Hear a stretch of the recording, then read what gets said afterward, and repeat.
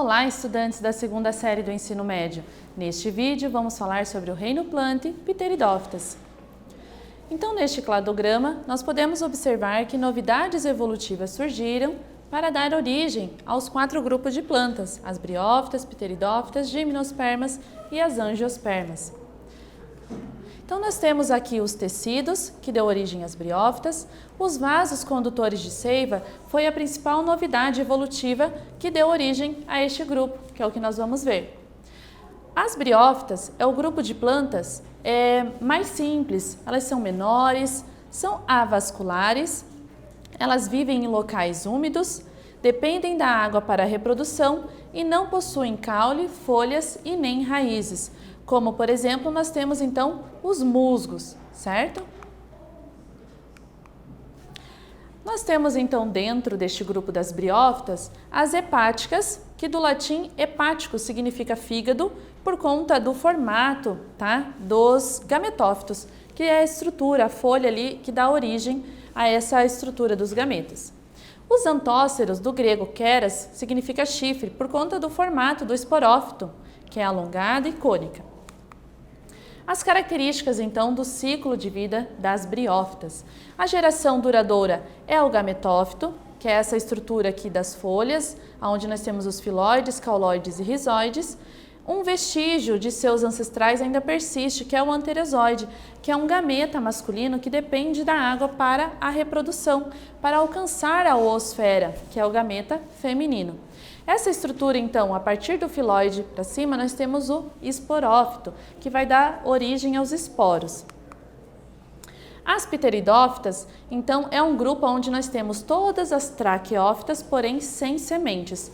Traqueófita significa que elas possuem vasos condutores de seiva, certo? Nós temos, então, o grupo pteridófita e licopodiófita.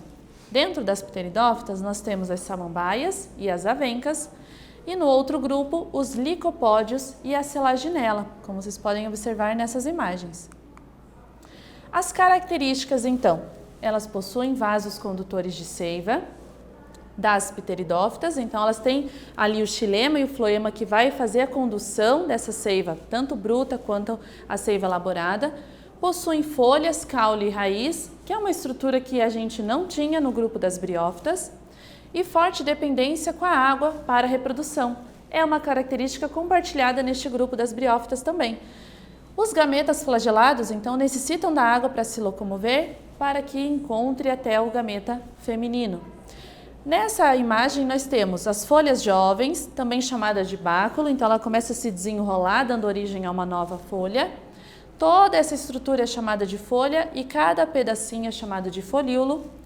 No verso das folhas nós temos os soros ou soros, que vão ser estruturas reprodutivas. E nós temos o rizoma, que é um caule, porém ele é subterrâneo, e as raízes. Com relação ao ciclo de vida, como funciona? Nós temos o esporófito maduro, que ele é 2N. No verso dessas folhas, nós temos os esporângios, que é responsável pela liberação desses esporos. Então, quando ocorre o rompimento dessa estrutura, os esporos caem num ambiente favorável, ocorre então a germinação de uma estrutura chamada de prótalo. Esse prótalo, ele vai dar origem a um gametófito, onde 2 regiões específicas vão liberar gametas masculinos, aqui no caso nós temos os anterídeos, que vai dar liberação dos anterozoides, e o arquegônio, que vai liberar a oosfera. Quando eles se encontram, ocorre fecundação, o zigoto 2N, formação de um esporófito jovem e então um esporófito maduro. Aqui neste quadro nós temos a comparação entre os 2 grupos, briófitas e as pteridófitas, sendo ausente todas essas estruturas de vaso condutor, raiz, caule, folhas, sementes, flores e frutos. E nas pteridófitas, elas não possuem sementes, nem flores e nem frutos. Então aqui são características que ambas compartilham. Com relação à dependência de água para a reprodução, as 2 possuem, e a fase duradoura, uma é o gametófito e na pteridófita o esporófito.